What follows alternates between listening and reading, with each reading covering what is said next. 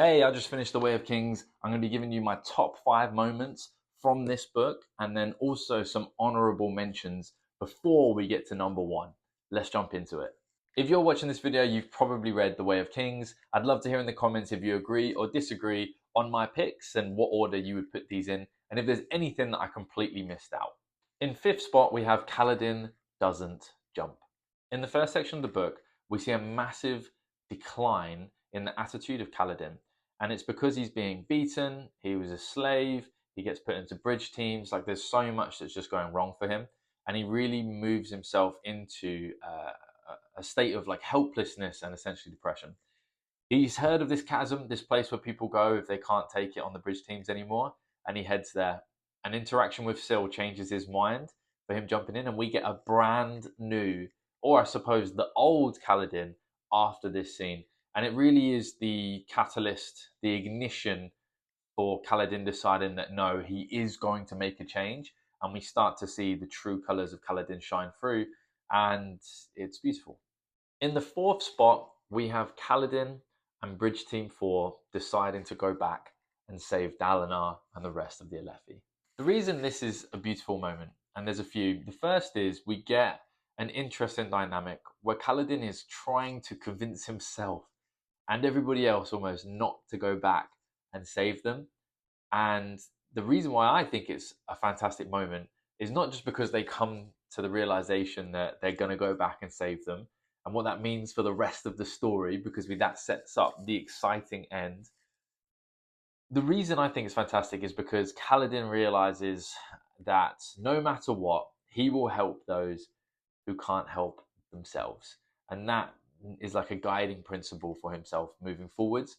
And when I was reading the book, this moment, a huge smile spread across my face, because even when he's trying to come to the decision, we know that that is going to be the final decision, because Kaladin has done the right thing almost every single time. So it reaffirms that he is the person that we think he is. In 3rd spot, we have the scene with Shalorn running from and sketching the cryptics. During this scene, she also soulcasts as well. And this could have been in a horror movie. Cinematically, the way it was described and written was so good. I could see so clearly in my head. She's running, stopping, sketching, running, stopping, sketching, getting to, I think it's her chambers, and in her bed, and she sketches, and the cryptics are all around her, and one reaches out and she feels like she touches something. And it was just jaw-dropping. Like, it felt like the genre had twisted on its head. It went from fantasy to thriller, maybe even horror for a short while. And it was so interesting because at this point we know pretty much nothing about the cryptics. Not that I know a lot now. I've only finished Words of Radiance. And it was just a lot of fun overall. My heart was pounding. It was exhilarating. It was one of those moments where you know that you're hooked and there's nothing that's going to stop you reading the next few chapters, even if it's 1 or 2 a.m., because you have to know what happens next right after that. And the implications that she touched, or thought that she touched, one of the cryptics, something that exists but doesn't at this point in the story. I just needed to know more. So that's why it's on the list. Number 2 is Kaladin's first bridge run. This was the moment that got me completely hooked, not just to finish this story, but to finish the Stormlight Archive. It committed me to the rest of the journey. And the reason for that is because it was just so detailed and diabolical, and you're in awe of the terrible situation and job that these people need to do, the brutality of it, the hopelessness, the bleakness, and kind of the camaraderie, not initially, but that is going to come from it later. And Brandon Sanderson does such an incredible job of painting that picture, picking up that bridge, running, sprinting, putting it down, picking up the bridge, running, sprinting, putting it down, and then running through a storm of arrows, losing people left, right, and center. The inevitability of death on that run, putting it down and then being forced to run back, and then having no respect from anybody, and knowing when you get back that not only are you exhausted and are you the luckiest you've ever been to get back, but that you're probably going to have to do it again tomorrow. It was just such an interesting scenario for someone to find themselves in. and I just wanted to know how he was going to try and work his way out. And I was interested just to see how the rest of the bridge runs go as well, because you know that no normal person can continue to do those bridge runs. So you know a solution has to be found. You know, Kaladin, for all the reasons why he becomes so special moving forwards in the series, survives due to the fact that it's very unlikely that he's going to die because he's a main character, but more importantly because of Syl and what was going on with him pushing towards being a Knights Radiant. Amazing, fantastic, got me completely hooked on the series. So I actually have 7 honorable mentions. That's how many awesome moments I thought there were inside of this book. So let's jump into them before I give you our number 1. Obviously, the whole ending sequence is fantastic. It would be really hard to just pick out little moments from it. But something that did stand out, especially, was Kaladin saving Dalinar from the Shardbearer. That was amazing, who we now know as Eshonai. That was a fantastic moment. And again, all of these moments changed the story, but that really put Kaladin on the radar of those around him. So, great moment. Another honorable mention, and this one I wanted to put in the top 5, I just couldn't find space for it, is when we, as the reader, get to witness Amaram's betrayal.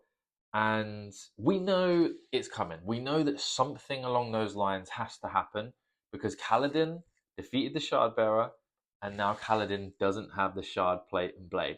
So who has it? He has a hatred for the Alethi. So if you put together the pieces and you know what, like, roughly what's going to happen, but the brutality and backhandedness of how Amaram goes about it was unexpected, and that was a pivotal moment, and it's in our honorable mentions. Another honorable mention is discovering Zeph's master, who is pulling the strings, who has Zeph's oath stone, and we know there's Taravangian. And Taravangian is a character that we saw at the start of the book, and maybe, you know, through the duration as well for a little while whilst Yasna and Shalon are interacting with that character, and he's very much under the radar. So the implications are massive, and I think Taravangian really, you know, he has some scenes that really blows up his story even more in Words of Radiance, and you can find that moment in my top 5 moments for Words of Radiance. But in this book, obviously that was a huge reveal. Another honorable mention is Dalinar beating up his nephew, losing his patience, proving that he could kill his nephew whenever he wanted, and then casually mentioning afterwards that he's going to begin relations with his mother. What a power move.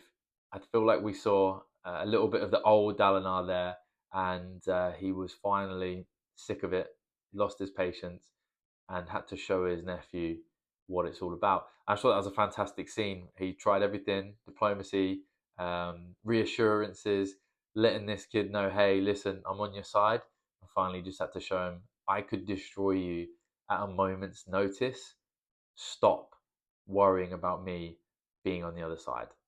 Another honourable moment, and I feel like there should be a few more from Yasna and Shalon, but this really was Kaladin's book, is when they believe they've come to the conclusion that they didn't destroy the Voidbringers, they enslaved them.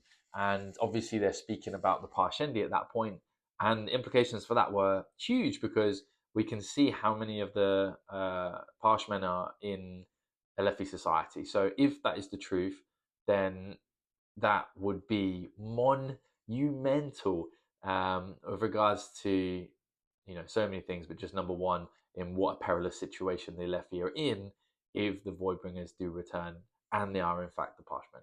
Another honourable mention is, of course, Kaladin surviving the high storm. There's some great things in this scene where he's flying on the storm. He believes he is like the storm father. There's also some bits about Syl saving him and dancing in front of him. But the most cool thing, I think, from this scene is when he tells them, I think it's before, he tells the rest of the bridgemen, come back out and you will see me alive. He gives them belief, and then when they come out and they see him, and that really cements him as their leader and is something of a demigod, I suppose, at this point.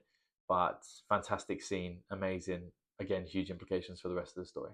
And my final honourable mention is for the channel's very first member, JMA. Thank you very much. Channel has two types of membership. Number one is a bookworm. You get badges showing how long you've been a member and it supports the channel. The second one, the higher tier, is the library card. You get access to all the videos as they're posted rather than when they're scheduled to come out.